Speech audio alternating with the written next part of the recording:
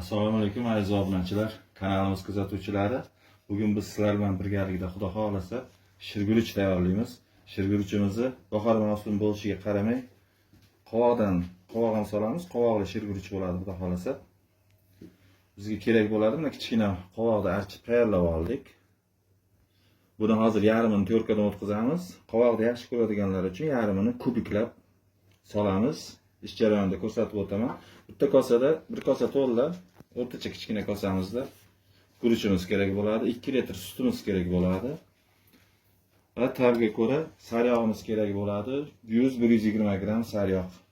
Ishimizni bismillahirrohmanirrohim deb qovog'imizni yarmini qirg'ichdan o'tkazib olishdan boshlaymiz.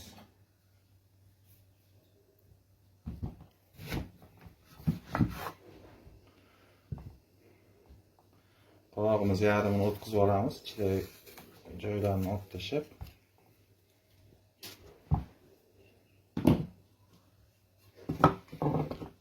Qirg'ichimizni yirik tomonidan o'tkazamiz.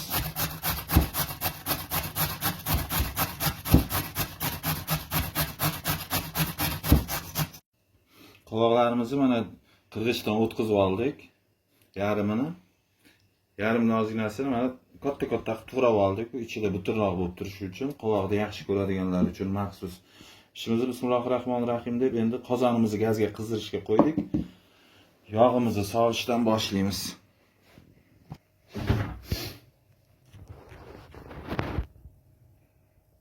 Sovalak yana qilamiz. Bismillahirrohmanirrohim deb saryog'imizni sovib oldik. Qozonimizga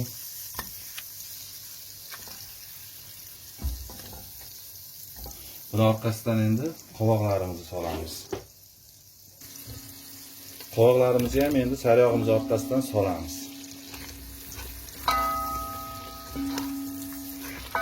Saryog' bilan birgalikda 1-2 daqiqa qovuriladi. Qovoqlarimiz qovurilgunga qadar biz guruchimizni yuvib olamiz.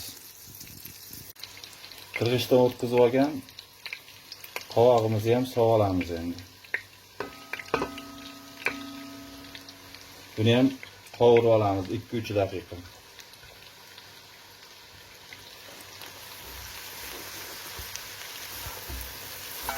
Sariyog'ga to'yinib, juda ham yaxshi mazza beradi xudo xolasa.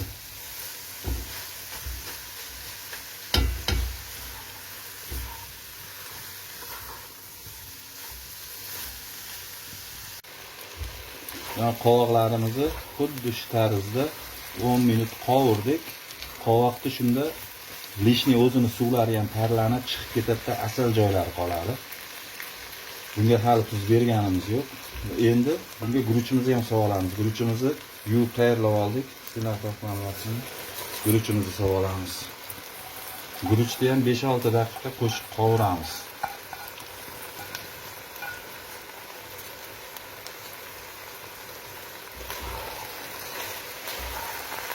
Guruch ham, qovoq ham sariyog'ga to'yinsa juda ham mazali bo'ladi.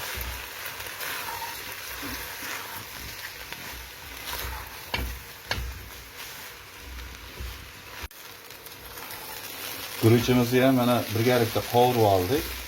Sariyog'ga to'yintirib, endi bunga yarim piyoladan ko'proq 1 piyolacha suv quyamiz. Bismillahirrohmanirrohim.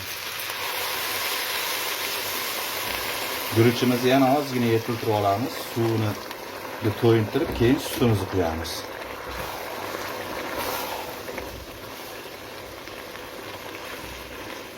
Suv hozir qolmagandan keyin sutni quyib davom etamiz qaynatishda. Mana guruchimiz suvlari umuman ham qolmadi. Endi sutimizni quyamiz. Tuz hali berganimiz yo'q. Tuzni endi beramiz. Bismillahirrohmanirrohim. Sutimizni quyib olamiz. Qarimday bo'lib pishguncha qaynatamiz endi.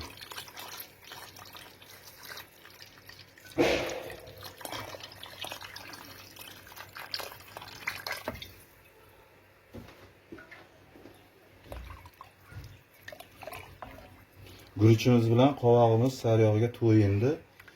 Endi hamma shirasi sutga chiqib, bir-biri bilan uyg'unlashib qaynaydi birgalikda. Shirqovog'imiz mana juda ham chiroyli bo'lib qaynayapti. Buni orada qo'zg'ab turamiz, bo'lmasam tayyor qoladi. Halimday bo'lib tayyor bo'ladi. Chiroyli bo'lib. Orada faqat qo'zg'ab turishimiz kerak. Tuzini endi hozir shu orada tuzini berib olamiz tabga ko'ra. Kim xohlasa shakar soladi. Biz shakar xohlamaganimiz uchun shakar solamiz. Qovoqni o'zi shirasi chiqadi. Shira shakarlisi. Endi tuz solamiz hozir. Tabga ko'ra tuzni mo'ljallab sho'r yoki past yeyishingizga qarab solasiz. Shakar xohlasangiz shakar ham qo'shib solishingiz mumkin. Mana mashqovog'imiz tayyor bo'ldi, xudo xolasa. Endi suzib olamiz. Chiroyli qilib.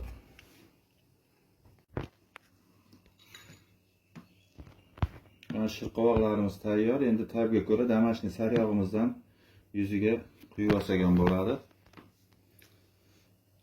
Agarda shakar soladigan bo'lsangiz, shakarli shira qiladigan bo'lsangiz, bolalar yeyishligi uchun ham, kattalar uchun ham yuziga grek yong'og'ini, o'zimiz oddiy yong'og'ni maydalab sochib bersangiz, bundan ham klass bo'ladi.